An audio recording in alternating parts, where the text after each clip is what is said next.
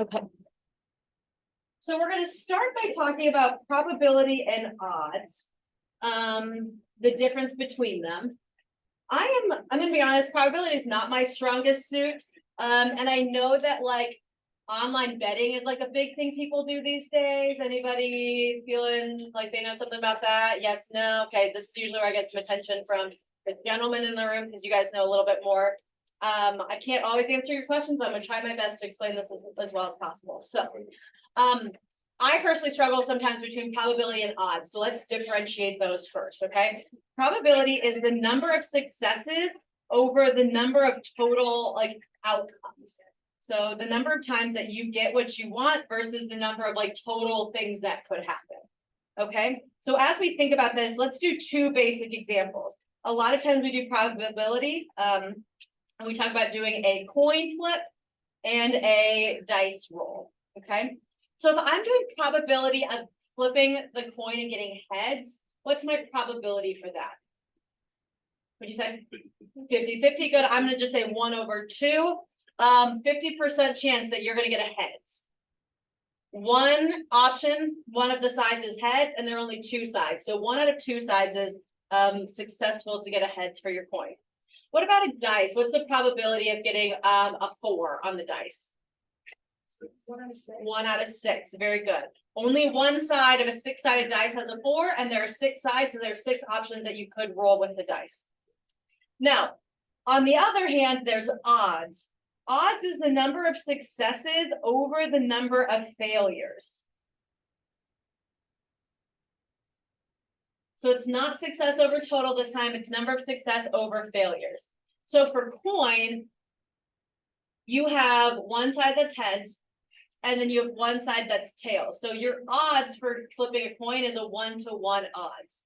Now, if you don't like the fraction form, a lot of time like betting stuff does like this, 1:1. If that makes you happier, great. I will say a lot of the probability we do is in terms of fractions. So that's why I tend to go to fractions. What about a dice? What would my odds for getting a 4 for a dice be? 1 is your success, right? How many times could you fail? 5. Good.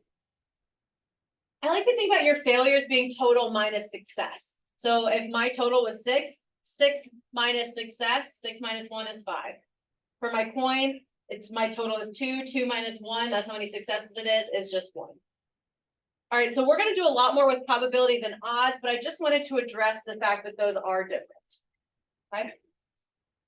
All right, the next thing that we're going to do is we're going to take a chart, and we're going to use this chart to answer questions. It says Maggie has a bag of M&Ms, as does Elizabeth. Each girl has counted her M&Ms and has discovered the following proportions of each color of candy in her respective bags.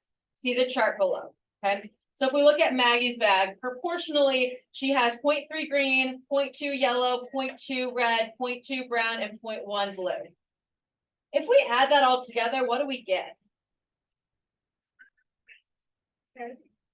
Not 10. 1. 1. Good. 1.0 or 1. Okay, so that's why that makes sense. So these are the percentages of her bag that we have that are M&Ms. So 0.2 red, that's the same thing as 20% of her M&Ms are red. I swear. Okay, so we're going to use that as we kind of go. Same thing for Elizabeth. We're not going to count them out, but she has the same idea, just different numbers for her percentages of her bag. Okay. All right, so now we're going to answer these questions. It says the first one, if a candy is chosen from Elizabeth's bag, what's the probability it will be green? So I'm going to go over here to her green spot. What's the probability that her M&M, if you take it out of the bag, will be green? It'll be 0.2, which is just 20%. I'm just going. Oh, that's almost this. All right, I was looking at it. Yeah, you got to make sure you're reading the right one. So Maggie was first, Elizabeth the second, so I'm looking at Elizabeth's bag. Now I'm going to go to Maggie's bag. It says if a candy is chosen from Maggie's bag, what's the probability it will not be yellow? No? 0.8. Why? Because the total, if there's 1.0 and there's like 0.2 yellow, you just subtract that instead of 0.8. So Yeah. 80%. Good. Reese, did you do it a different way? Could you have done it a different way? What could you have done? Add the other ones. 0.3 plus 0.2 plus 0.2 plus 0.1, right? On this one, though, it did feel easier to just subtract from one because we knew what the total was and we know what we don't want, so we did the total minus what we don't want, so that's gonna be 80%. Okay. If a candy is chosen from each bag, what's the probability they will both be red? Okay. What's the probability of getting red from Maggie's bag? 0.2. What about from Elizabeth's bag? 0.3. When we want them both to be that color, we're going to multiply those two probability or those two proportions together. So we've got a 20% chance we're going to get it from the first bag and a 30% chance we're going to get it from the second bag. So together that's going to be 0.06. Remember, decimals are kind of weird, so make sure you remember that's not 60%, it's 6%. Since we want them both to be red, we want both of these things to happen at the same time. That's why we've got a multiplication. That will kind of come up as we do more of these problems later on, okay? All right, if a candy is chosen from each bag, what's the probability that neither will be brown? What's the probability of not getting brown from Maggie's bag? 80, good. How'd you get that?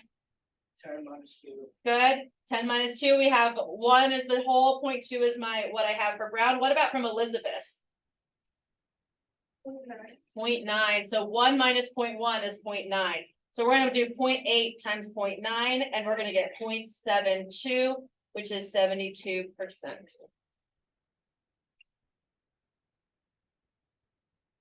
Am I moving too fast, or are we all keeping up?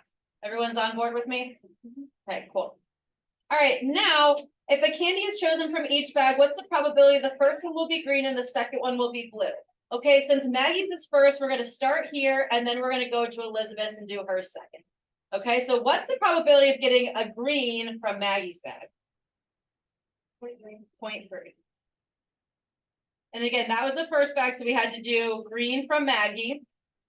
And then now what's the probability of getting a blue from Elizabeth's bag? 0.2, good. So 0.3 times 0.2, good thing we've already done that before, is going to be 0.06 or 6%.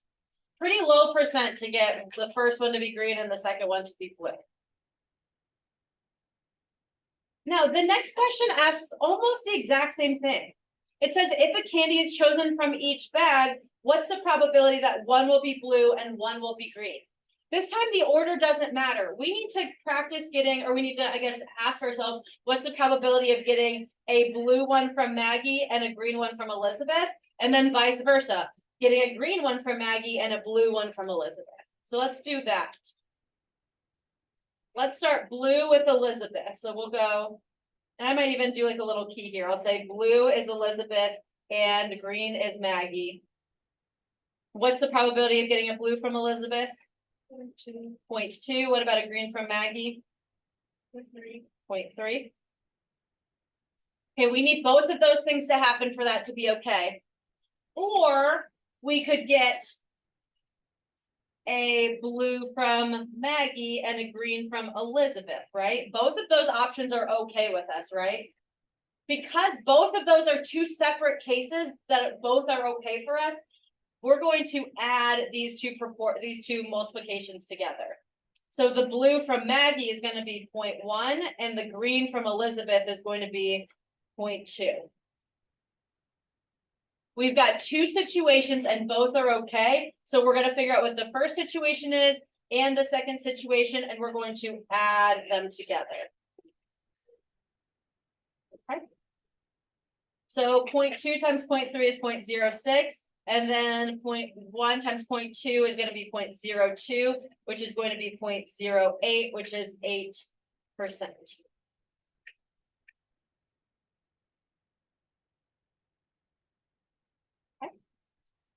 The last one says, if a candy is chosen from each bag, what's the probability that neither will be red? What's the probability of not getting red for Maggie? 0.8. 0.8. What about not getting red from Elizabeth? 0.7. 0.7. All right, 0.56 or 56%.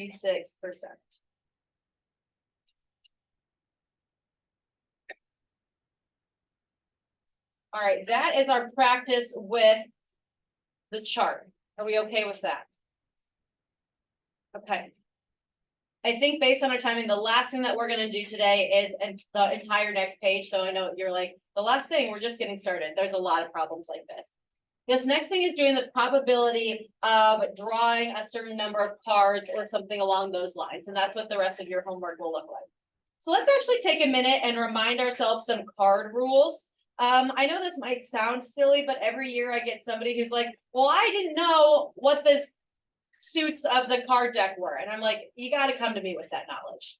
How did you not know what the card decks were? So not here to make fun, but here to just educate. So how many total cards are there in a deck of cards? 52 total. How many different colors are there? Two. What colors are they? Black and red. Good. If you know that, you don't have to write it down, but there are 2 colors. If there are 2 colors, how many cards are red and how many cards are black? 26. Very good. So if there's 52 total, half of them are red, half of them are black. That is a number that maybe isn't top of mind, but the more we do this, that's one that we'll come to often. So I just like to bring that up. All right, how many suits are there? 4. We know the suits, right? Hearts, diamonds, clubs, spades. Okay, good. 4 suits. And 2 of them are red and 2 of them are black. Okay, I know some of this you're like, Miss White, we've literally seen a card deck, just making sure. Now in the suits, how many like diamonds are there? How many hearts are there? 13, very good. So there's like 13 of each suit. There's also like 13 different kinds of cards. Ace, 2, 3, 4, 5, 6, 7, 8, 9, 10, and then Jack, King, and Queen. So there's 13 of each suit, and then you can also think and each type of card.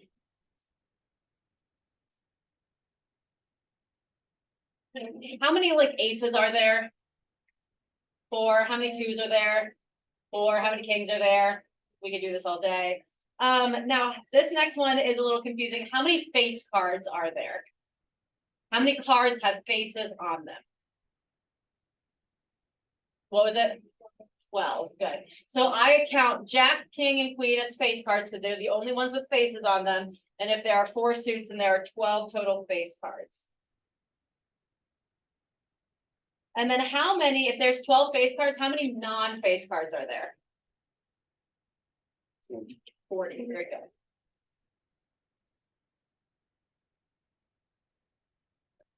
All right, I think that's probably good. That's a lot of basic information, and these are kind of numbers that we're going to pop up. There will be other numbers that just happen to turn up, but this is a good start. Right. All right, so if needed, we can always reference back to this. But let's get going. So all the problems that we're going to do for the rest of class, I think, are considering the fact that we're being dealt a 5-card hand from a standard deck of cards. So normal cards, and we get 5 cards in our hand. So my first question is, how many 5-card hands are possible? How many 5-card hands are possible? How many cards could you get? How many cards total are there? 52. And how many are you going to get in your hand? 5. Does it matter what order those 5 cards come in? Does it matter if the king comes before or after the 5? Nope, because you're often going to rearrange them. If I'm going to do a permutation or combination, which one's the one where order does not matter? Combination. Good. So we're going to do 52 C5. And all of these we're going to do C's. We're not going to do P's because it won't matter, at least for most of them. It will not matter what order they're in. So all of these are going to be C's. Okay. Now, that first one just said how many are possible. Now the rest of them say what's the probability, what's the probability, what's the probability. So all of them are going to have this as my denominator. All of them are going to have something different on the numerator, but the denominator for all of these problems is going to be the total, because we remember that probability is equal to success over total. And this is my total.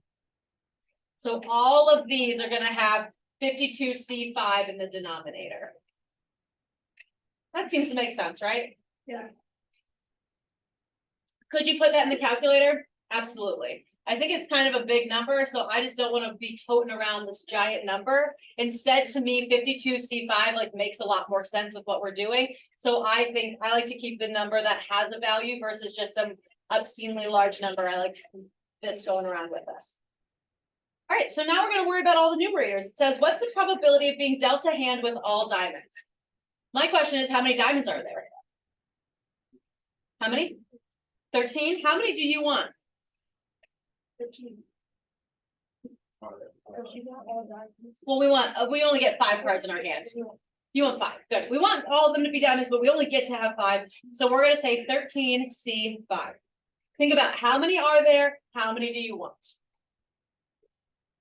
What about the next one? It says, what's the probability of being dealt a hand with all face cards? Well, how many are there? 12. How many do you want? 5. So we're gonna write 12C5 over all of it, which is 52C5.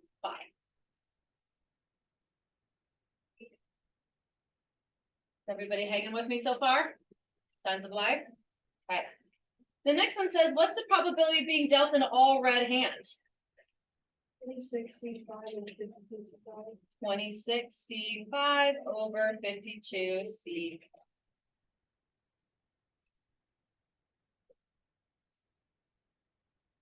Ooh, the next one's a little funny. It says, what's the probability of being dealt a hand with 3 jacks and 2 kings? All right, let's break it apart. We want to figure out the probability of getting 3 jacks. How many jacks are there? 4. And we want how many? 3. Good, so we're gonna say 4C3.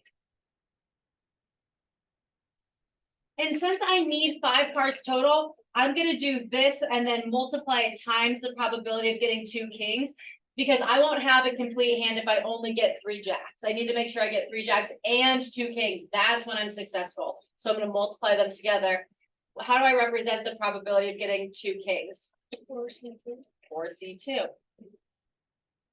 Good, and then all of that's gonna be over our 52C5.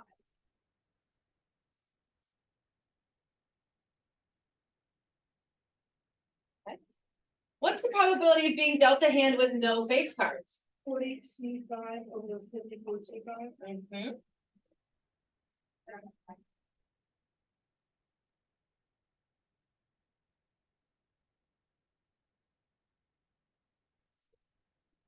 Doing okay so far?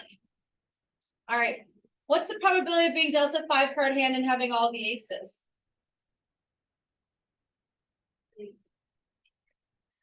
How many aces are there? 4. How many do we want? How many do we want if we want all of them? So you have 4. We want 4 of them. It's really easy to say 4C5, but could I get 5 aces if there's only 4 of them? Unfortunately not. So we have to say 4C4. Now, I can't just get 4 aces and be like, dealer, don't give me another one. I got all my aces. I have to get another card still, right? How many cards are left if I should have all 4 aces? 48. Very good, Reese. So 48. And how many of those 48 do I want?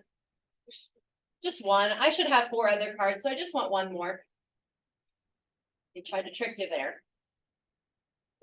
4C4 times 48C1, and I get 52C5.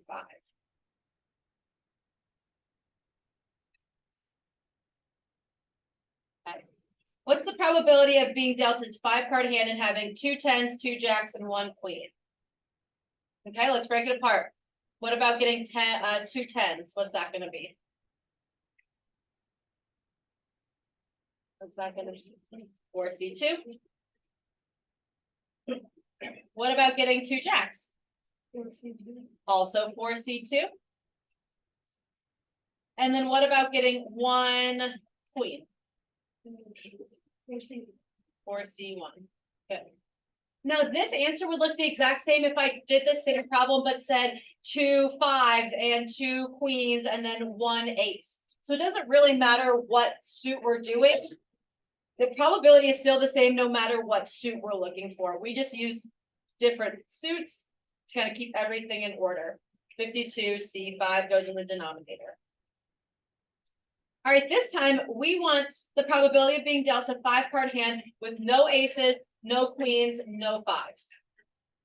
How many cards are left if we don't want any of the aces or queens or fives? 30. Not 30. Isn't it 40? It's 40, yeah. Yeah. So these together, that's 12 cards. So 52 minus 12 is gonna be 40. So we're good with anything else. So we're gonna say 40 C5. We just don't like the 12 cards that we kind of nixed and then we pulled out. 40 C5 over 52 C5.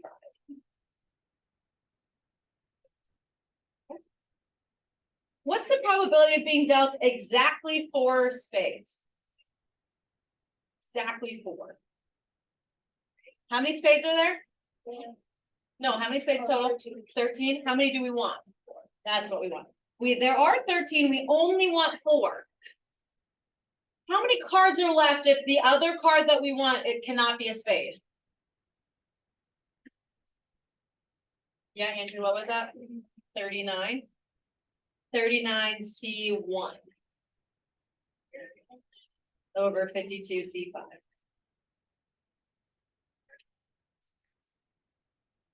All right, we doing okay so far?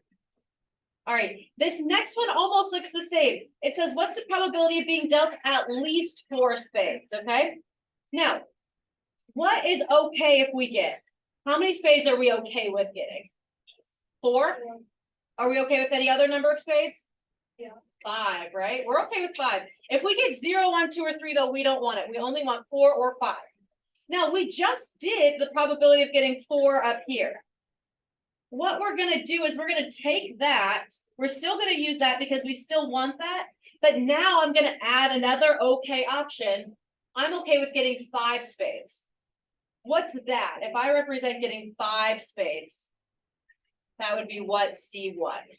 13 C5. Good.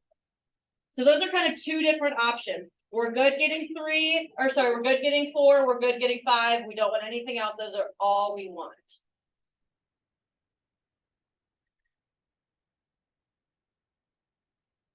Let's just do one more. Let's just do letter L. We'll save number M for another day.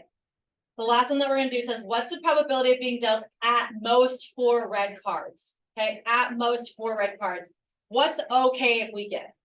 1, 2, 3, 4. We want 4? We can have 4? Yeah. Sure. Most. Okay. And 3, and 2, and 1, and we can also have 0 red cards, right? What's not okay? 5. Okay. In this case, this is like the M&M problem where we said, oh, in order to figure out how we get not brown, we just did 1 minus what it would be to get brown. Do you guys remember doing that earlier? This time we're going to do 1 minus what it would be to get what we don't want. Because that's going to be easier than saying the probability of getting 4 and the probability of getting 3 and the probability of getting 2 and the probability of getting 1 and the probability of getting 0. Whew, that was a mess. And that was a lot of work just to say it, right? Much less find it. This time though, can we find what's the probability of getting 5 red cards? Yeah, Aiden, what was that? 5. Good. 26C5 over 52C5. One second. We're going to do that subtracted from 1. That's going to be the same thing as having done the probability of getting 4 or 3 or 2 or 1 or 0. And it's much easier than doing all of those separate probabilities, correct? Okay. All right, that homework 9.3 number 1 is due next class. If you can do me a favor, make sure your stuff is kind of as condensed as possible, because I know that my seniors, especially, you guys will be down there for longer. That way my sophomores can just move your backpack and we can do class without you. Juniors, we'll be back sooner. Seniors, you're going to all sit on the floor on the seats.